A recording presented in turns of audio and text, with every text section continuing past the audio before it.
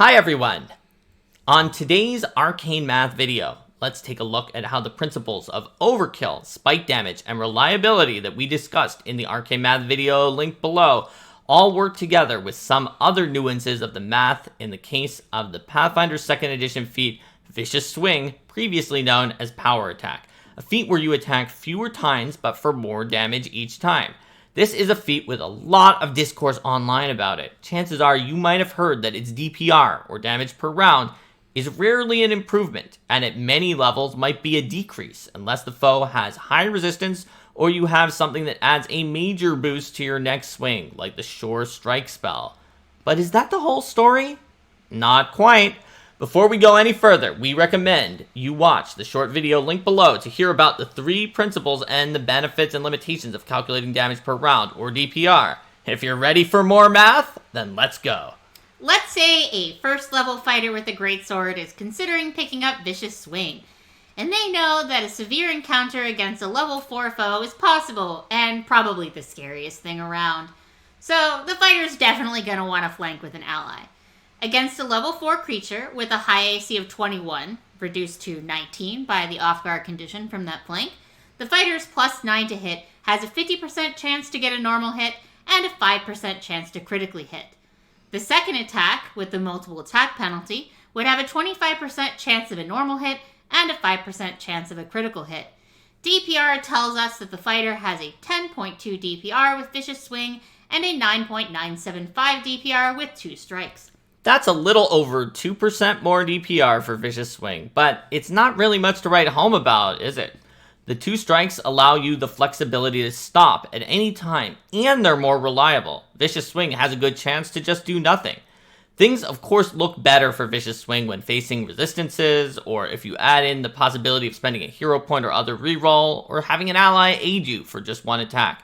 You could account for all of those in DPR. But without that, a DPR analysis shows Vicious Swing lacking, and it gets worse for Vicious Swing at level 4 with a striking rune. So is Vicious Swing just a niche feat made for either aid or fortune builds or against enemies with high hardness or resistance? Not necessarily. It comes down to the math of overkill, or its reverse. Let's imagine that our first level fighter is in dire straits. The fighter has one last turn to drop that level 4 boss, and then the boss will go and, barring an act of the dice gods, wipe the last survivors of the party with his recharged breath weapon. Fortunately, the boss has a number of hit points left that the fighter might be able to manage. The fighter might or might not have a hero point left for this. We'll take a look at both cases. Depending on how many hit points that is, Vicious Swing could be much more likely than the 2 attacks that finish the job, or it could be less likely to manage it. For instance, suppose that 16 damage is what's needed. That would place a level 4 boss at the high end of moderate hit points at about 25% of their maximum. It's possible to deal that much in a single normal hit with the fighter's greatsword, though it's unlikely, while a Vicious Swing can manage it over half the time, and 2 successful hits do the job about 6/7 of the time. After taking into account critical hits, when you run the numbers out, you find that Vicious Swing will save the party and kill the boss about 1/3 of the time, while striking twice will handle it somewhere between 1/7 and 1/6 of the time.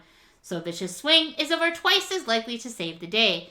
With the hero point, Vicious Swing increases to about a 50-50 chance of victory, while a hero point on the first failure with 2 strikes brings us to about 1/3.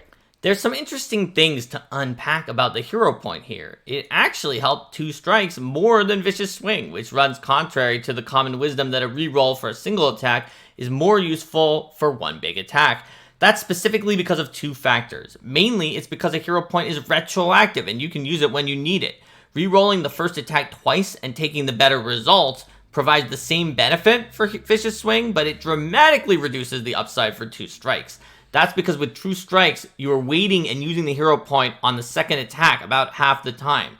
The second factor is that Vicious Swing is actually reasonably likely to fail to kill the boss because of a bad damage roll on the 2d12, whereas the 2 strikes are much more likely to finish the job if they both hit. The second interesting thing to note is that 2 strikes are much more likely to waste the hero point than Vicious Swing is.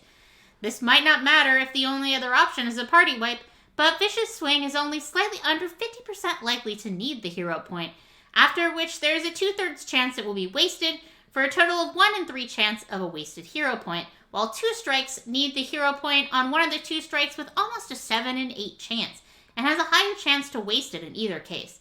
As a result, the hero point is over twice as likely to go to waste. So should this analysis mean we all need to change our minds completely and use Vicious Swing a lot more often at lower levels when the stakes are high? Well, not so fast. It depends on the exact amount of damage needed. Some damage totals are better for Vicious Swing, some are better for 2 strikes. Accuracy plays a role as well. The accuracy Linda chose was based on a real situation, but any less accurate than that and things start looking comparatively better for Vicious Swing little by little, even with DPR alone.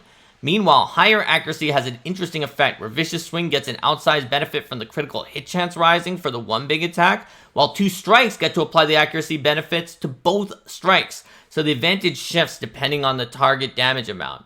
If you happen to be so accurate that you can critically hit the foe on a number other than 20 on your second attack, the benefit shifts towards 2 strikes for just about any target damage number, but that's usually fairly unlikely.